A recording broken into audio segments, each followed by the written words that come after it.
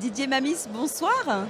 Bonsoir. Vous êtes secrétaire général pour les affaires régionales. On vous retrouve ce soir à l'événement de la rentrée, le Grand Opening 2022, qui rassemble des acteurs économiques, des décideurs publics et des élus également.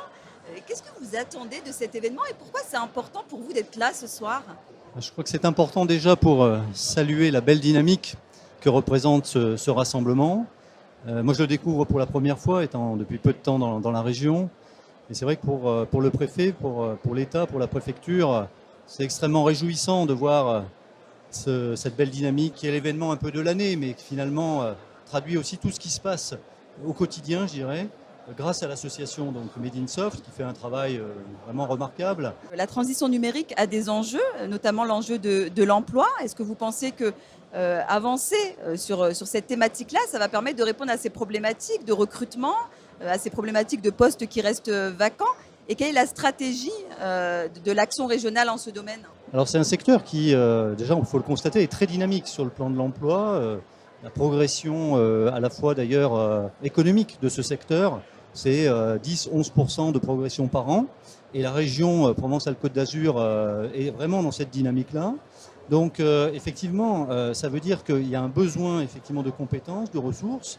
C'est un sujet d'ailleurs qui dépasse largement le numérique. En ce moment, vous le savez, on a une problématique générale sur comment trouver finalement toutes ces compétences, comment les accompagner, comment former.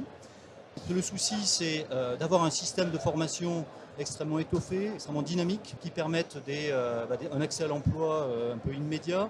L'État, notamment à travers ce qu'on appelle le PRIC, qui est un plan donc, régional d'accompagnement des compétences, mais beaucoup d'argent pour justement que le système de formation continue soit le plus étoffé possible. D'accord, et justement ce travail main dans la main, puisque Made in Soft accompagne les collectivités, accélère les entreprises, comment vous l'imaginez et comment vous, service de l'État, vous avez envie d'aider cet écosystème? Il faut l'encourager. C'est ce qu'on a fait au moment du plan de relance, qui est encore en cours. Donc c'est vrai qu'au moment de la crise Covid, on s'est rendu compte qu'il y avait encore plus finalement d'importance et de besoins en matière de numérique. On n'a jamais fait autant de visioconférences par exemple.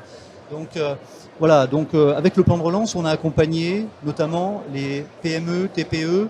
C'est 15 000 entreprises qui ont été accompagnées dans le cadre du plan de relance pour aider à cette transformation numérique. C'est aussi des petites collectivités territoriales, c'est plus de 300 qui ont été accompagnées dans le cadre du plan de relance.